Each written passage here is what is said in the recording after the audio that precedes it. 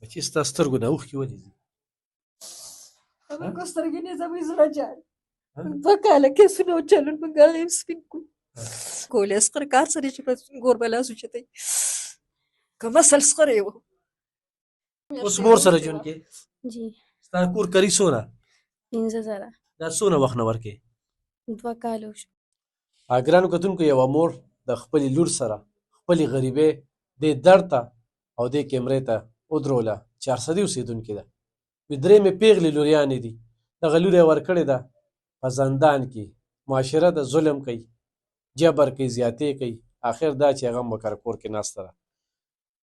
ډېر خلک بس مونږ ته وي واده او واده او رشته، خو دا روجه ده. دا زنانه چې راغلی که نه دا دله نه راغلي چې زه دا لور واده کړم. او تاسو ټنګ ټونګ واده واده واده دا غریبۍ را په مخه کړې ده، غربت را په مخه کړې ده.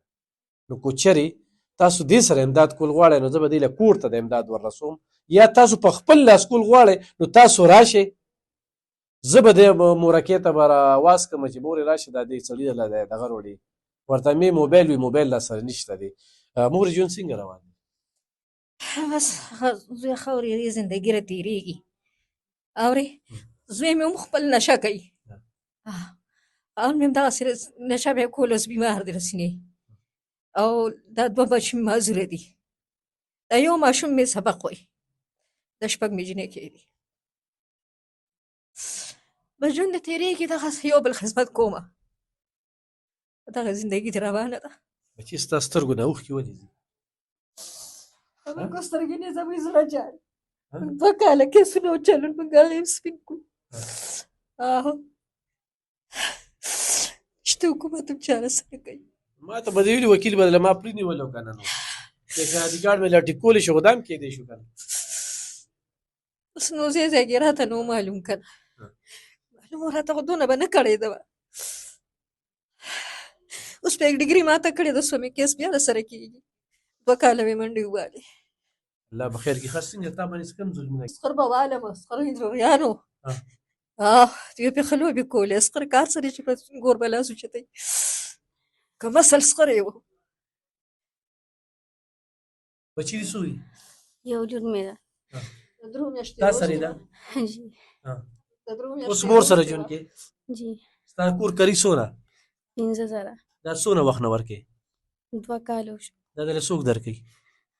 مور سره یو ځای بل ځای کارونه کوم. خدمت کې ها اوله ته ورکې؟ خپل مشقت کوو نو. ګرانو کتونکو دا اوښکې خپل مشقت دا غریبي هم ده، دغه ظلم هم دی. د خپل لور دا قصه څونه په مینه دا لور ورکړې وه هغه ظالمانو په دا تشدد ښکار. معاشره کې نن څه روان دي؟ الله پاک دې زموږ په دې معاشرې او زموږ په خلک رحم وکړي. اوس امداد ورسره کوې. دا 15,000 روپۍ لپاره دا ماشومه جینۍ ده. عمر به یې څونه وي؟ عمر یې ډېرې شنات کار کوي. 11 کاله 11 کاله 11 کاله بچی ده. اوس څوک ولې دا کیس لړاوښې دې کیس له دا پیسې رالېږې د وکیل دپاره بلکل ورسره د رشتې خبره هم کولی شو. ښه خو غربت را په مخه کړي دې ځای ته غربت. او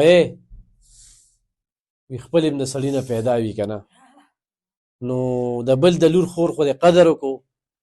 یو ورځ به خپله لور خور چې کوم دی په ډولۍ کې کښېنې. نن خو په دې ظلم او تشدد کېږي نو سبا په تا هم کېدی شي. نو پکار ده چې د اړه کولو کې بېګا سبا مرګ دی د ایشي علمي قبرستان دی. خلکو ډېر ډېر څه ماف کړي دي نو ماف یې کړه بس پرېږدی مننه.